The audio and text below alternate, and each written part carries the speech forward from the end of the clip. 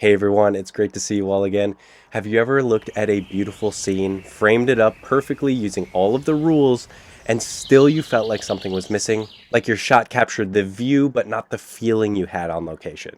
Well, in today's video, we are going to explore ways we can break away from the basics and talk about one of the most important things in landscape photography. We'll dive into creative compositional approaches beyond the rule of thirds, embracing things like symmetry, using balance and tension, or finding subtle details to guide the viewer's eye. We'll also talk about how light, perspective, and focal length can completely transform your composition. And stick around to the end where I show you how to use layering and depth to create truly immersive images, like these. I hope you all enjoy.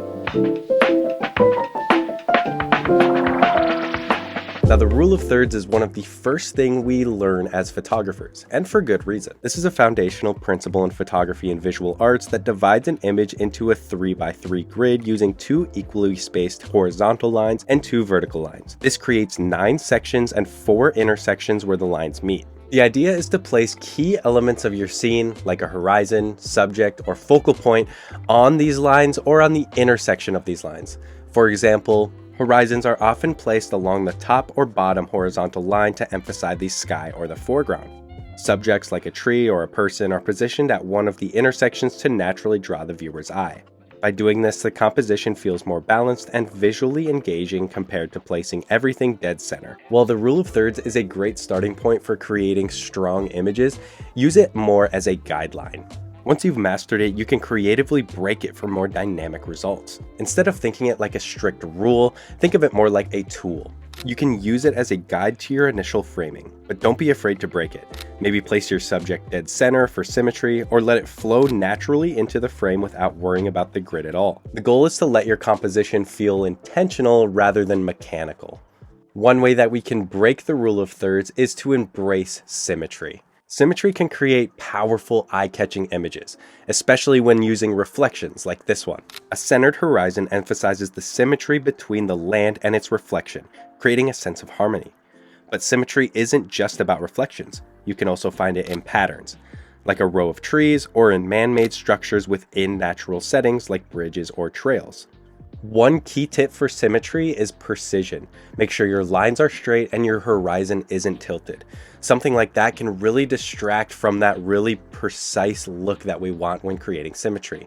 That being said, remember, symmetry doesn't mean perfect. Sometimes an asymmetrical element within a symmetrical frame can add intrigue.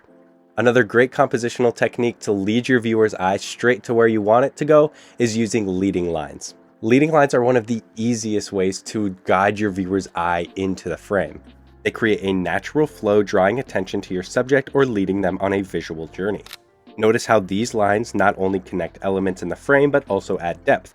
A zigzagging path, for example, pulls the viewer deeper into the image and creates a sense of movement. You also don't need obvious leading lines directly pointing at your subject. Even subtle curves in water or clusters of rocks can function as leading lines. The key is to look for natural patterns and align your composition to highlight them. Pay attention to where your lines start and end, and make sure they're guiding your viewer to something meaningful. Now, completely breaking away from that rule of thirds, evenness idea is incorporating negative space.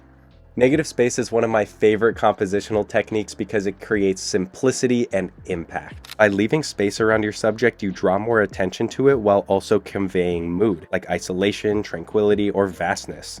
It's not just about empty space though. Negative space needs to balance with your subject. Think about the proportions. How much space should surround your subject to invoke the feeling you want? This is where experimenting with focal length can really come in handy. Wide-angle lens is going to really exaggerate that negative space, where a telephoto lens may compress it. Building on this, the next compositional technique is to keep an eye out for balance and tension. Every composition has weight. A large mountain or bold subject will naturally dominate your frame, but without something to counterbalance it, your image can feel lopsided. That being said, balancing doesn't mean everything has to be equal. It's about finding complementary elements to support the main subject, like a rainbow anchoring one side of the sky while a sea stack fills the other. On the flip side, tension, like placing your subject near the edge of the frame, can make your composition feel more dynamic and emotionally charged. However, be careful with this. You want to make sure that the tension in your image comes off as intentional.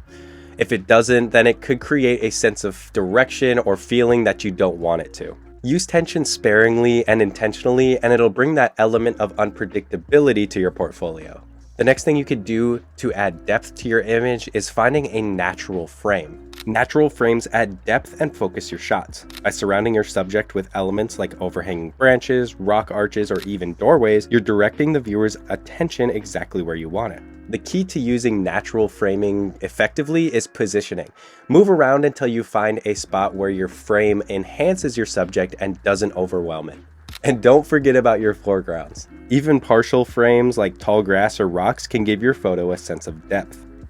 And the last thing we'll talk about to improve your landscape composition is one of my favorites, if not my favorite, and that is experimenting with perspective and focal length.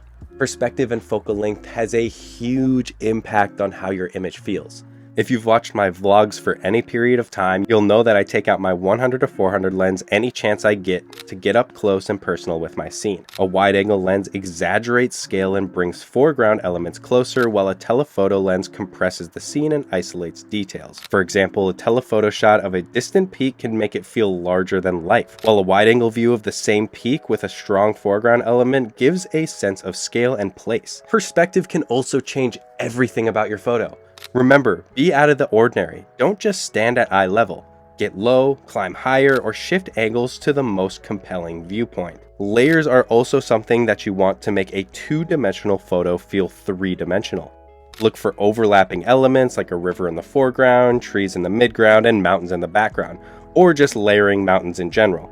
And when it comes to light, you can use those sun rays to separate those layers in your image, like this. Remember, photography isn't just about taking a photo, it's about capturing a feeling and telling a story.